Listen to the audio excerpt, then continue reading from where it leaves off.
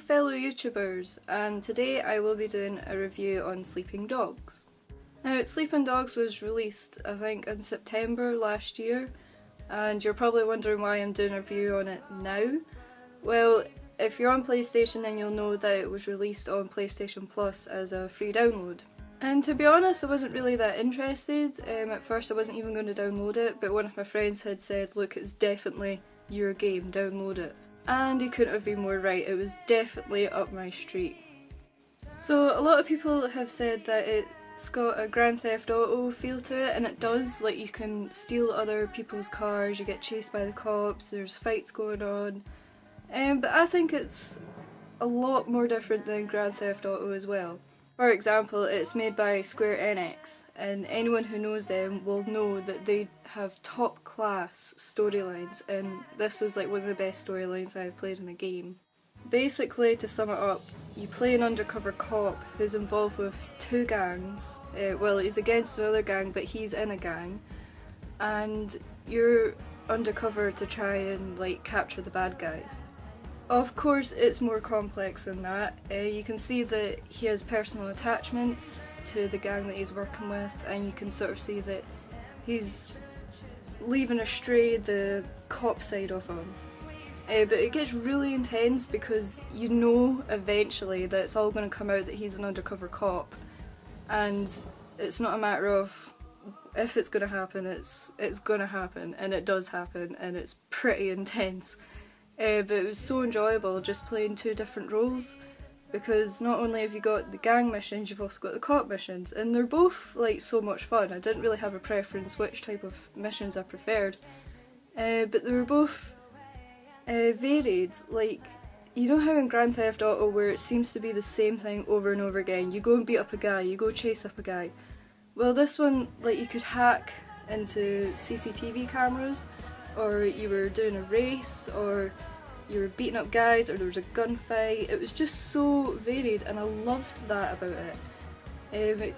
It didn't bore you because it is a really long game as well. Like, you think at one point that that's where it's going to end, and it doesn't. It just keeps going on and on. But I never got bored, and that was a good thing. Usually with games, like, I was playing about like 3 hours a day for at least a week, and I wasn't finished with it yet. I've only just finished it a couple of days ago, but it was really, really enjoyable, and like, I didn't get bored of it at all. And even though I've finished it now, there's still a hell of a lot to do. I mean, that was just the main storyline that I was doing. There's also so many side missions to do, and usually when I finish a game and there's side missions to do, I tend to just leave them and like not bother with them.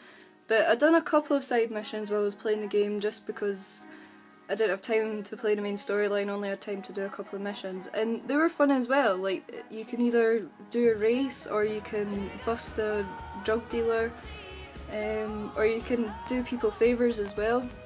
And you still have to like build up your cop experience and your gang experience, so there's still that to do as well. So even though the game had finished, like the main storyline, there's still a hell of a lot to do. A side mission that I would advise you to do is there's these statues that you have to collect, and basically the statues belong to this guy who teaches fighting lessons to you, and every time you get a statue he teaches you a new move. Now, you can only get the statues, well, some of them you can get the statues only through the main story, so if you see like a shining statue in the corner or something, go get it because it will be beneficial to you. Even though it's a side mission, I've done it along with the main storyline because I felt that the fighting techniques that he teaches you were really beneficial when it came to fighting gangs in the main storyline. So that is something I would recommend that you do. I'm not going to spoil the ending for you, but the ending was pretty grim. I mean, I'm all for gore and stuff, but that was just pretty intense there. But I did enjoy it. I'm not saying that I didn't enjoy it, it was unexpected to say the least. The only bad thing that I would say about this game is that you do a lot of driving about, getting from one mission to the other, and it's okay if it's in like the same town, but I think there's about 4 different towns that you can travel to, and some of them will be like in one town, the other will be in the other town, and it does take quite a long time to get from A to B. I found it was just easier at times to just get a taxi to the other town, just because it was just constant driving about. That's the only bad thing I'll say about this game.